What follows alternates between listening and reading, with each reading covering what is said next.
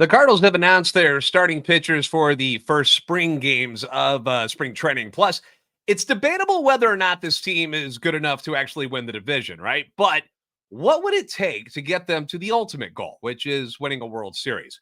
We discuss it all today with Josh Jacobs from RedbirdRants.com on today's episode of Locked On Cardinals. You are Locked On Cardinals, your daily St. Louis Cardinals podcast, part of the Locked On Podcast Network, your team every day.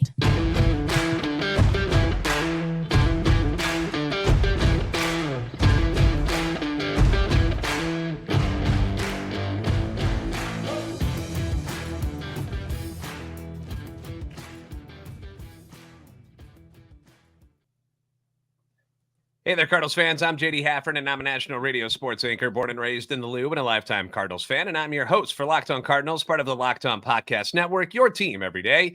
You can follow me on Twitter X at JD Sports Radio. You can follow the podcast as well at LO_Cardinals. We want to thank those of you who make Locked On Cardinals your first listen every day. We're free and available wherever you get your podcasts. We're available on YouTube as well. Make sure you like, subscribe, and comment if you are going to come over to the YouTube page. More than welcome to let us know what you're thinking about whatever's going on in the world of the Cardinals, whether you agree or disagree with things we talk about on this show, agree or disagree with what's going on, in the front office, on the field. Let your voice be heard. Make sure you hit the notification button so you know when new episodes are posted. This is a show serving Cardinal Nation and giving the best fans in baseball all of the info about the birds on the bat.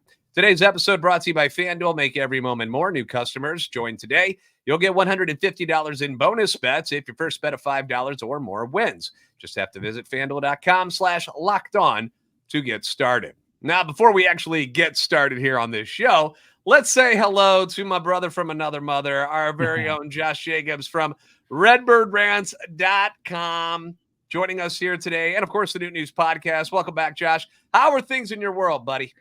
Good, JD. It's nice to actually be talking about things happening on the field finally after a long, cold, drawn-out winter. Scott Boras wants to draw it out even more, but the Cardinals are back. Let's go. Yes, they are. And today was the first full squad workout for the Cardinals in Jupiter. And we saw some footage courtesy of many of the great folks who were covering the team down there, like our buddy Jeff Jones from the Belleville News, Derek Gould from STLtoday.com. We saw some footage of Andrew Kittredge throwing to Nolan Arenado today. I got a photo here from... That one's from Derek Gould. There's Paul Goldschmidt apparently facing, he's not shown here, but facing Kyle Gibson today. I got one here, which I really like this one, Josh. It was Thomas Ajayci and Ozzie working together. I mean, how cool is that? You get the wizard out there teaching Thomas Ajayci, one of your future infielders. And, that how great is that moment? That's got to be cool. And that's something that the Cardinals can do where they've got all of these guys from over the years who are Hall of Famers who just come on by and hang out and throw out some knowledge left and right. Matt Carpenter was taking some grounders today at third base, but it's just really nice to see all the guys out there on the field finally, as you mentioned, that we finally get some actual baseball happening after, we didn't see a whole lot of smiling and fun times last year. And the guys appear to be enjoying the start to spring training thus far. Now, I don't know about you, Josh, but in no other sport, not the NHL, not NBA, and as big as the NFL is, not even in training camp with the NFL, it's just not quite the same as spring training with Major League Baseball. There's just something about the sun and the grass and the sounds that just kind of gets me giddy compared to all those other sports. For sure. And I feel like part of it's coming out of the cold, long winter, but also too, like the dynamic, like you said, there's past legends that often show up to camps. You have the 19-year-olds who are still years away from big leagues that are getting opportunities there. It's just a fun, dynamic mixture of culture of the old veterans, the newcomers, the guys that are even further out. And it's like you get messages like, I don't know if you saw from Derek Gould's story last night, John Mozeliak speaking to the team and basically challenging them, saying, or I think in Gould's words, he said more inviting them, who's going to step up and be a part of the next great Cardinal? Who's going to be the future? Who's going to be the next Yachty, Pujols, all that? And you see a Thomas Ajayci working with Ozzie Smith. And I'm not going to put Thomas Ajayci in the future Hall of Fame range, but you've got these young guys who are ready, like there's an opening here. And so I think of all time, spring training is just different from all these other camps, but this one specifically for the Cardinals just feels like a breath of fresh air, something we've needed for months now. And honestly, since July, when it felt like the season was over, So I couldn't be more excited. And there's already so much to talk about. We're not even a week into camp really, and there's plenty of news going around. Yeah, and you bring up a good point there too, because it feels like a longer offseason because it's been so long since the Cardinals were competing. It has been since, I mean, you can maybe even say June when they were toast last year. So it's been a really long time since, you felt as a fan that like, all right, here we go. We got a shot, because you didn't in June of last year, and certainly didn't by July and the end of August. So that's another good point. Now, we did get some pertinent information today, Josh, about the Cardinals' plans for their first games this spring, which will take place on Saturday. They're going to do the split squad doubleheader, take on the Marlins and the Mets, and the team announced their starters for those games, and it's going to be 2 former first-round picks in Zach Thompson and Matthew Liberatore. And it's also been reported today that, to nobody's surprise, that the Cardinals are setting it up to have Sonny Gray's spring training pitching schedule set up so that he'll be the opening day starter, and if all goes as planned, he'll make his Cardinals debut at Dodger Stadium against LA on March 28th. And reports are that an unofficial or an actual official announcement will be made at some point from the club here in the near future, but it hasn't dropped just yet. But back to Thompson and Liberatore. They haven't announced which one is going to face which team yet. At least I didn't see that. But why is having these two guys start right away significant to you? I think it sets the tone for what's been one of the bigger storylines in camp so far, the idea of a 6-man rotation potentially to begin the year. And to put into perspective a little bit of that too, I think some people have blown it up to be more of bigger than what it is. I talked to Jeff Jones on Sunday, who's down there, and he's talking about that the Cardinals just have a weird scheduling thing for the first few weeks of the season, where typically you play maybe 8 to 9 games in 14 days to start a season, and you're really ramping up in action for the first time. So sometimes last year they used the schedule as an excuse a lot, but like that first 2 weeks of the year, people's arms they're not used to the full grind yet, so you got to be careful. And instead they're playing, think like 10 or 11 games, and they don't have that initial off day that's usually built in because they're on the West Coast. They don't really have to worry about the weather. So they play like 8 straight games to start the year, then come back. They do like an afternoon game in San Diego, and they come back for an afternoon game in St. Louis opening day. So there's just a lot going on. So they're floating the idea of what if we added a 6-man into the group, see what happens. They're definitely not sold on that idea yet, and some of it has to do with health. But with Thompson and Liberatore, those are the 2 front runners, right? If you're thinking of who could be that 6th guy, Thompson really stands out, and Liberatore's probably the 2nd guy. But then they're also both kind of, I think Ollie Marmol said it's not fair to say either of them are fighting for their future as a starter this camp. But at the same time, one of them could end up in the bullpen, and that significantly hurts their development as a starter long term if they end up getting kind of pigeonholed into that role. So those 2 are kind of going neck and neck for, I want to be the 6th man. I want to be the guy they rely on if an injury happens, but I also kind of don't want to have to be the guy who gets relegated to that second left-handed sort of bullpen role. Maybe it's John King, so maybe the other guy goes to Memphis, or they both go to Memphis. A lot of things still to be figured out, but these are the 2 guys. I know there's Gordon Graceffa, I know there's Michael McGreevy, but they're probably more on the outside looking in. It's Thompson and Liberatore that are looking to be that 6-man in the rotation or the next man up if someone gets injured. Which, let's be honest, you've got a starting rotation that's old. It is old. Yeah. They're all in their mid-30s. I mean, Steven Matz is the youngest guy in the rotation. Yeah. So the odds are somebody's going to go down at some point, and it's nice to be able to have somebody like Liberatore or Thompson ready to go. But you're right. Like it's something that we're going to wonder about, because you're like, okay, which one has to go down if one of them sticks around, and who's it going to be? Now, I want to ask you, you get to play the role of Mo or Ollie, and say Thompson and Liberatore. Say, we'll pretend they're both pitching well in spring training. They're really neck and neck on who's got the better stats. There's really no difference. Which one of them would you prefer to remain a starter, and which one would you send to the bullpen? That's tough, because I like both of them a lot, and I think both of them have a future as a starter. Upside, I don't know what that is for either of them, but I think either of them could start. I'd probably lean Thompson because of what he showed last year. Liberatore, outside of that one start against Tampa Bay, just has really struggled to go deep into games. And so maybe he is a guy that just needs to be in a short innings role over time, but he's still only like 23, 24. So he's still a young guy. He's got plenty of time to develop. And I think there's a real scenario where, especially if they don't go with the 6-man rotation, they could send both of them to Memphis. And then you've got a rotation of McGreevy, Graceffa, Thompson, Liberatore, and Kaufenstein, who are all kind of getting their reps in. And then when the inevitable injury happens, because almost every rotation has multiple injuries a year, then at that point, one of them can duke it out and become the next guy. But if I had to pick right now, it's probably Thompson, but that's not me casting Liberatore aside. It's just, that's kind of my personal preference. And he really showed some strikeout stuff too.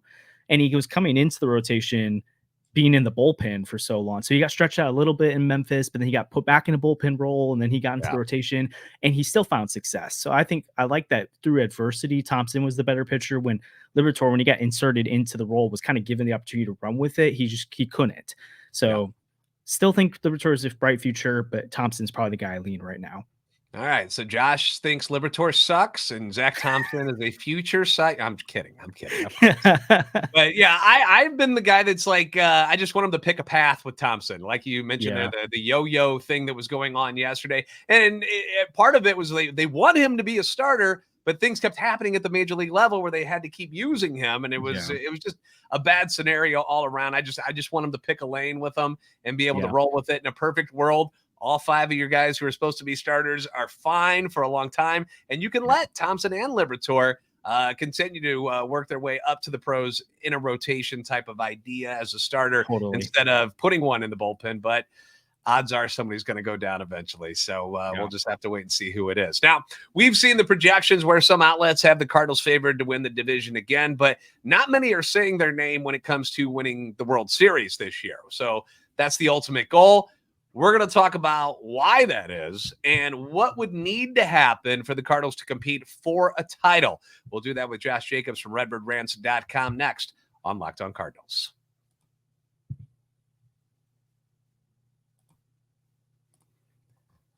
Passion, drive, and patience. What brings home the winning trophy is also what keeps your ride or die alive. eBay Motors has everything you need to maintain your vehicle and level it up to peak performance. We're talking about all the cool stuff. We're talking superchargers. We've got roof racks, exhaust kits, LED headlights. You still got some of them old lights in there where you're like squinting to see in the dark on the highway. Don't do that anymore. They've got it for you at eBay Motors. Whether you're into speed, power, or style, eBay Motors has you covered. With over 122 million parts for your number one ride or die, you'll always find exactly what you're looking for. And with eBay Guaranteed Fit, your part is guaranteed to fit your ride every time. Not just sometimes, every time.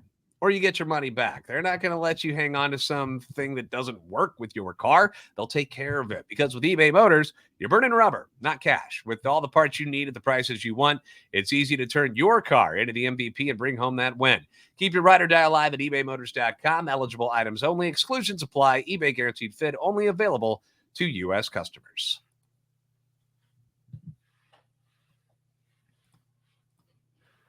Locked On has launched the first ever national sports 24/7 streaming channel on YouTube. Locked On Sports Today is here for you, covering the top sports stories of the day 24/7 with the local experts of Locked On, plus our national shows covering every league, whether it's NHL, NBA, NFL.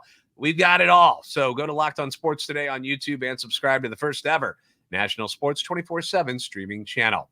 Once again, joined by Josh Jacobs from RedbirdRants.com, whom you can follow at Josh Jaco. So Jaco, then MLB on Twitter X. If you're listening to the audio version, you're like, Jaco, how do I do that? Jaco MLB. If you're watching on YouTube, you've got him his Twitter handle right there below his wonderful face. So the Cardinals have not won a World Series title since 2011. Josh, that is 13 years ago. So I dug back into the archives to find out what was cool in 2011. Yes. So the number one song that year, Adele. Nobody even knew who the heck she was. And then she released Rolling in the Deep and then won all the Grammys. And she was the top artist of 2011.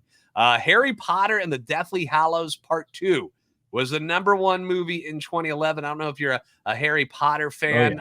I ended up watching them after they all came out on DVD back in the day. So I watched them all then. Moneyball was released that year, Josh, with Brad Pitt. So that was a good one. How about the Marvel Cinematic Universe? Most of us who do podcasts are nerds. So we like nerdy movies too, the superhero movies. So the Marvel Cinematic Universe was just starting to get going. Iron Man had already been out, but the first Thor and the first Captain America movies came out in 2011. Osama bin Laden got killed in 2011, and my Green Bay Packers won the Super Bowl that year. I was kind of living the dream, dude. Both my baseball and football teams winning. What happened? Charlie Sheen made the term winning in 2011, by the way. That was popular. So these are all the things that were happening back then. It's been a long 13 years since the Cardinals were the last team standing. They've lost in the World Series once since then. NLCS 3 times, NLDS once, wild card 3 times, and missed the playoffs 4 times. Now, many teams would kill to have that many postseason appearances. Oh, yeah. But we as Cardinals fans, we expect more from our organization. We want titles. And we both agree that the Cardinals should be good enough to compete for the NL Central title and at least a wild card spot. You've got arguably the best pitcher in the division, starting pitcher-wise in the division, in Sonny Gray. 3 of the best offensive position players in Arenado, Goldie, and Contreras. You got one of the top budding stars in the league in Jordan Walker and his massive upper body now. I don't know if you've seen the pictures, but holy crap. 2 of the most versatile guys in Donovan and Edman. You got a dominant closer in Helsley. You got a lot of pieces here, Josh. So why aren't people talking about the Cardinals in a World Series title?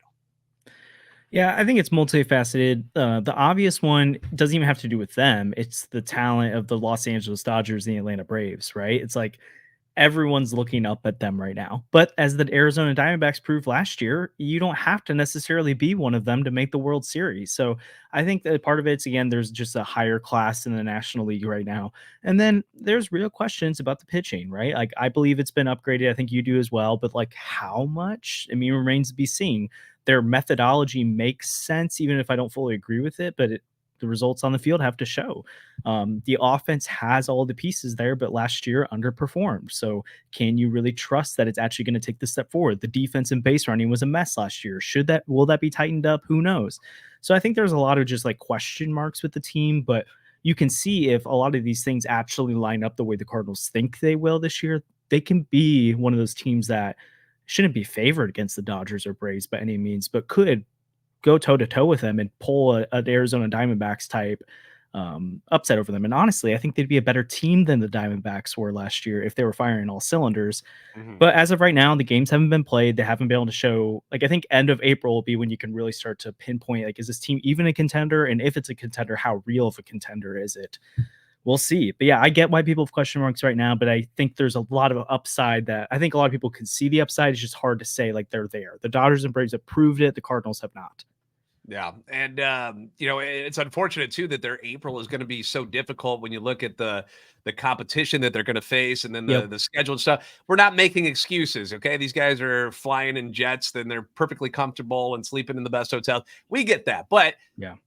How exhausted are you when you travel just for a couple of hours one day? And these guys are going back and forth from the West Coast over the first couple of weeks. And it's going to take their toll. And it's going to be a real challenge for them in April because they face a lot of great teams that are supposed to be really, really good this season and were good last year. So April's going to be a serious test. And I hope people don't get down on them if April doesn't end up being even in a winning month. Like it's not going to be easy to walk out of April with a winning record, the way they got things set up. But you did a write-up recently listing some things that the Cardinals need to they need these things to happen to become a part of the World Series chatter around the league. They're not there yet. We're not saying they are. We think they've got potential.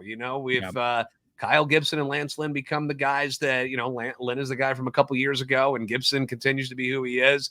Michaelis bounces back. You've got a good rotation with Sonny Gray and stuff like that. But again, like you said, they haven't proved it yet. So the first thing that you listed in the article, which you guys can read at redbirdrants.com, I'll link it in the description below and in the show notes. You mentioned the offense is something that they have to basically the word you used is be elite. Yep. Yeah, because if you look at their rankings through July 29th, I put this in the article, they were top 7 in pretty much all the really important statistical categories. But then that's the day Brendan Donovan played his last game. That's the day they really sold off. And they ranked it between 20 and 23rd with most of their rankings after that. But then they stayed in their WOBA, which is like basically their expected stats, was still top 10, even with a lot of the injuries and stuff that are happening. So the talent's there. It's just last year, I think their top 7 hitters only played 8 games together the whole year, 10 games, something like that. Isn't that crazy? It is. People don't remember that, but yeah, dude, they never had their lineup together. Yeah. So like Donovan missed most of the year. Walker only played like 110 games because he was demoted. Newbar Gorman only played about 110, 120 games. Arenado missed significant chunks. Contreras missed weird chunks. Like there's just a lot of guys who missed time. If they could be playing consistently, that's number one. They need the people in the lineup consistently.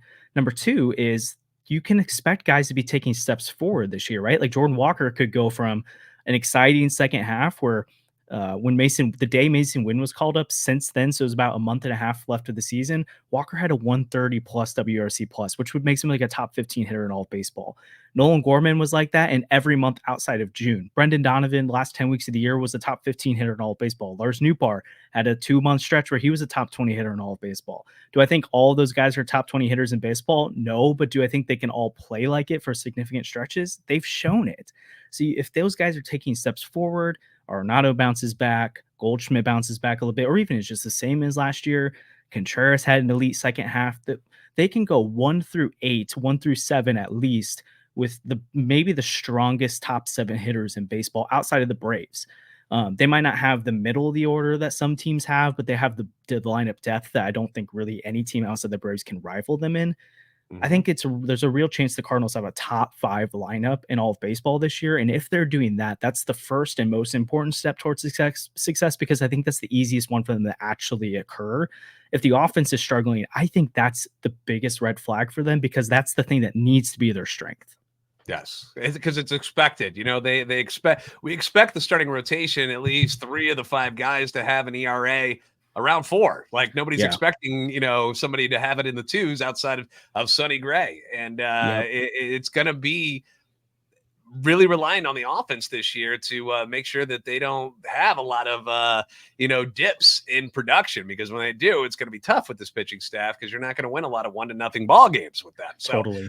Definitely something to keep an eye on for sure. And it's something that, like, when I toy, and I don't want to start releasing lineups yet or anything, we're a little early for that, but when you got Jordan Walker, who might be like your 7 or 8 hitter, like when you look at it, when there's certain matchups and you're thinking lefty, righty in certain spots, you're like, oh my God, like you got Mason Wynn probably hit 9 all year, but wild. How high up does Jordan go? If you're going to push him up, that means like a guy like Contreras comes down, or, you've got Newbar. If Donovan's leading off, there's so many different ways they can go about this.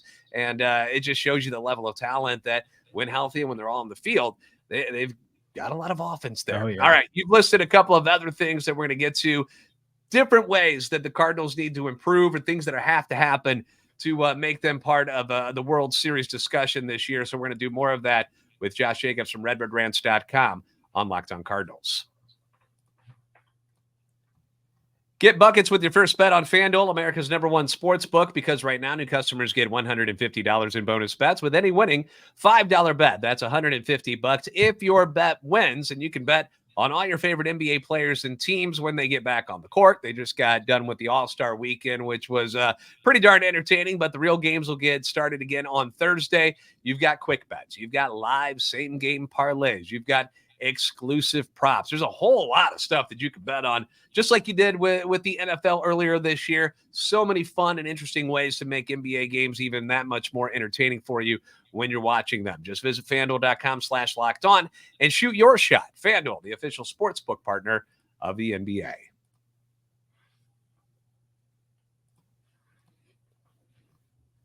Once again, Locked On has launched the first ever national sports 24/7 streaming channel on YouTube. Locked On Sports Today is here for you 24/7, covering the top sports stories of the day with your local experts of Locked On, plus our national shows, which cover every league. Go to Locked On Sports Today on YouTube and subscribe to the first ever national sports 24/7 streaming channel. We talked a little bit about Sonny Gray earlier in the show. On your article at RedBirdRants.com, Josh Jacobs joining us here today. Sonny Gray was point number 2. Something has to happen with Sonny Gray to get them into World Series contention. What does Sonny need to be? He's got to be the guy that we've seen the last few years, right? Like, I think I believe he's a guy that's reinvented himself, and he's been really good over the course of his career. I think he's like top 15 in ERA since he entered the league. It's just, he's been sneaky good. And that stretch in New York, and the fact that he was in Oakland and Cincinnati, where no one really talks about the star players really, unless you're Ellie De La Cruz, like you don't get the attention. he's been a guy that's been really good. He's got to be that again. He's got to be a frontline starter.